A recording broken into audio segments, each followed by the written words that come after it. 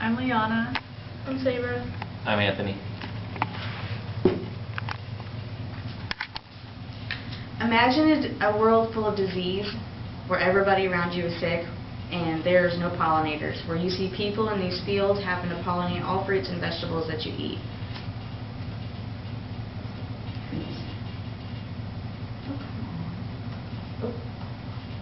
Okay, and I'm Michelle Sororf, and my sources are Goodreads.com, NonGMOProject.org, ResponsibleTechnology.org, OneGreenPlanet.org, CollectiveEvolution.com, PsychologyToday.com, and BrainyQuote.com.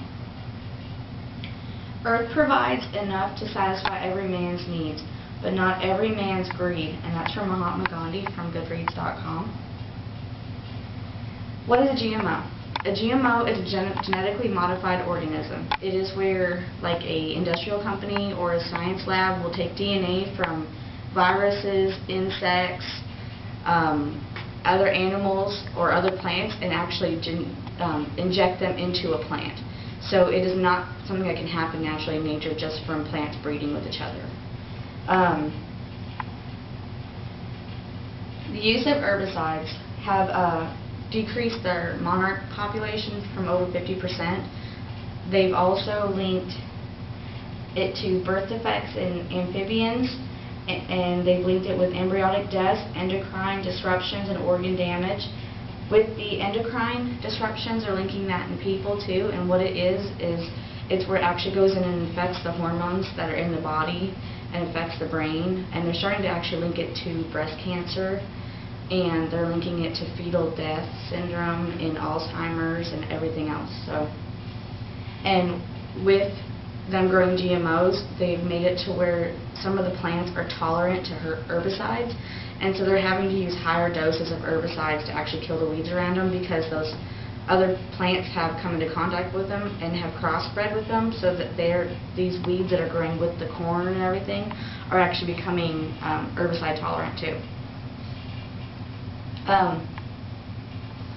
But pesticides associated with GMOs have been found in maternal, fetal, and pregnant women's blood, and that's from CollectiveEvolution.com. And another really interesting thing is, since these GMOs are patented through companies, if, let's say, just a regular farmer, like let's say you want to grow corn in your backyard, if a regular farmer was actually growing corn in their backyard and it crossbred with that GMO, and that farmer's crops became a GMO, that big company could sue him because it's patented.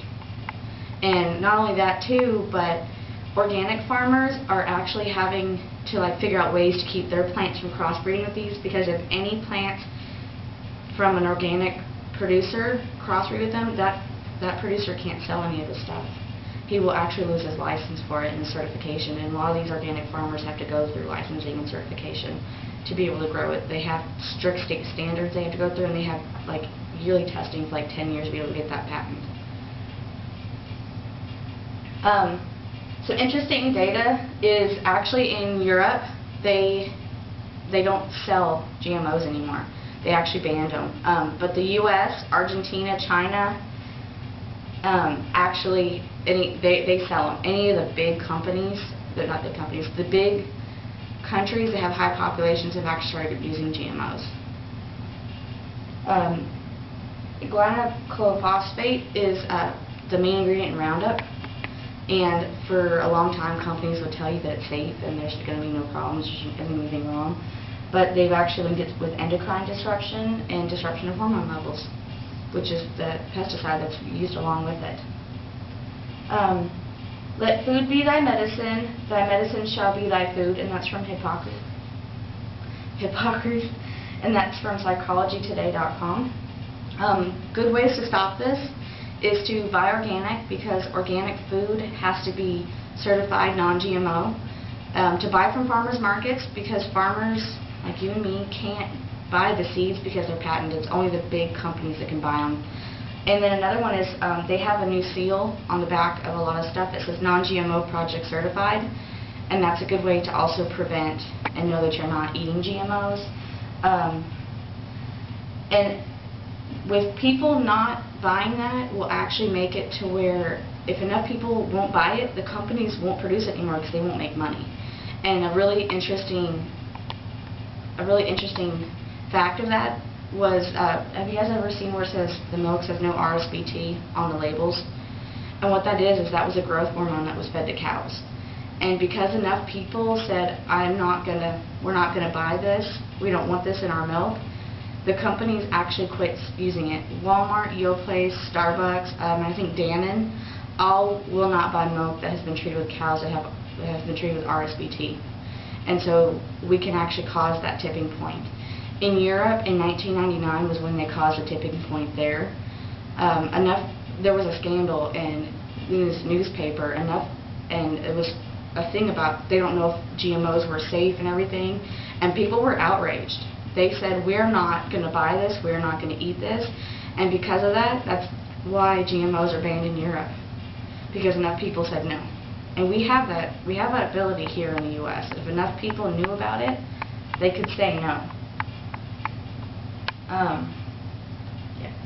If the freedom of speech is taken away, then the dumb and silent we may be led like sheep to the slaughter.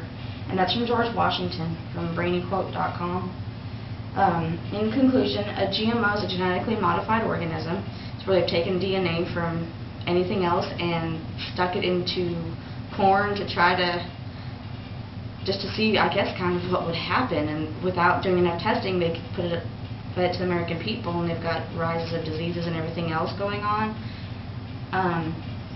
We can check our labels, make sure that it's, it says no GMO project certified, or if it's organic, or just go buy it from a farmer's market would be another thing. But an interesting thing is, as Americans, we have the right to say that we're not going to eat something, that we're not going to put it in our body. And in a sense, they're trying to take that away from us by not telling us what we're eating and not labeling it. And so the certain ways, buying from a farmer's market, non-GMO project, and organic, that is a way that we can know that we're actually eating something that's healthy, that's not going to cause problems farther down the road, that's not loaded with pesticides and everything else. And as our freedom as Americans, it's our right to eat and buy what we want. You can't tell me I'm going to buy something. If I'm going to buy it, I'm going to buy it. But that's it.